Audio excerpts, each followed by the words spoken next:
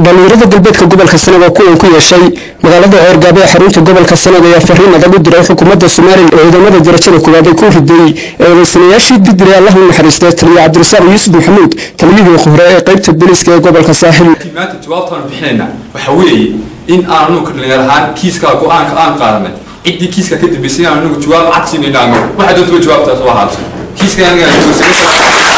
waan ka taxsiilinaya mar labaad inta ilaahay ila degtaa waan ka taxsiilinaya meedka faray baan mar labaad ka taxsiilinaya mar saddexaad waxaan leeyahay walaal ama sida ratiga heeriyada saar wiilkii jiray ama magaalada berbera dhiigu mulciyay xukuumadda waxaan leeyahay qodob isoo musana qodob kale xukuumadda qodob baan leeyahay saddexdii bishii saddexaad 2016 ayaa dhacdaas waxay ka dhacday Saaxil maanta taariikhdu waxa weeye 27 bishii 7 ilaa iyo inta wax nala lahaa 19 12 20 waxa la idin hayaa maanta waxay xukuumaddu sheegtay inay 3 nin oo kaliya iyo 5 nin oo qaayib ah horta xukuumadda waxaan leeyahay annaga ama qaayib xukun ama mid 2 nin xukuno horta annaga waxba naga habsaamayana qabso عيسى موسى مدوله عيسى موسى وحنا والحباش ودش يسكت دايو سيد يا قرب أنا وحنا لو كنا جميع المصاص عناي بصراحة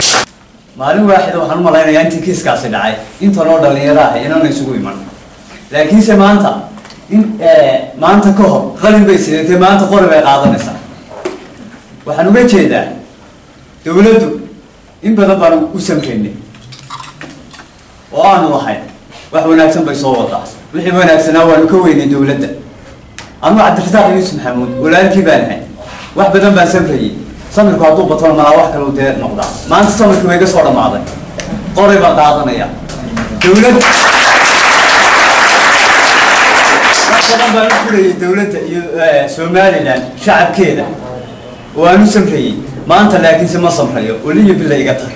وحنا يا دولة برضو waxaan noo xubutay wax kasta baa ahaade waa naga cafi annaga ana cafinay waxaan kala leeyahay wasiirka arrimaha gudaha hore waa adig noogu sheegay inaad wada hayso gacan ku dhiglayaasha adiga afkaaga nagayo saxaafad walba ka sheegay yaanu waxaan ba qaba wasiirka arrimaha gudaha inuu isagu dhigkiiba faraa kula jiro waxaan u diri doonaa كمان أمور الشمال عن كل شيء أنا هاي أمور هيك لا عيسى موسى عامل أنا عيسى موسى وإحنا نحجر فرين تطور رسالة إحنا يعرفتوا وقر تكلموا عن عيسى موسى وأنا قصور لما تدقات كيدو عيسى موسى أبغى الملك أبغى وحنا هو قرن إنسان وحليدي ما أنت تقول رسالة كيليني كيلورين كيليني كوارا ما أنت هبلي وش بعسني تبربرني ما كهربنا وعانا قلت حلو وعن كلام حسوستها ما أنتي iyo maalinta iyo maalmo kale buu maalinta berberana cid maalinta dekada berberana cid u dhintay bartay ilaa 6 bilood caruuraha ku qorsadeen uga baxay saddexdan midna ciise muuse ma qorin warka waa haysan xalaytu waxay gubeen xabaash marxuunka warto marka waxaan la dagaalka anaga iyo ciise muuse mid ma baaqa ilaahay rabaakin ma insha Allah inta marka la yimaado waxaan leenahay anigu aan sheegnaa saacadu bilaabi doono halku ka bilaabi doono xilliga la geli doono واجي أنا أقول ماني وقعت كان لكن زواج كذا مقارنة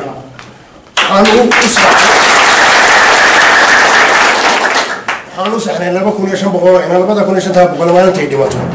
كورة ولا هذا الجلمين يجينا بقول عيسى موسى وتويس حوالات قديسة هنا ما تضع هدينا من نجح علينا أن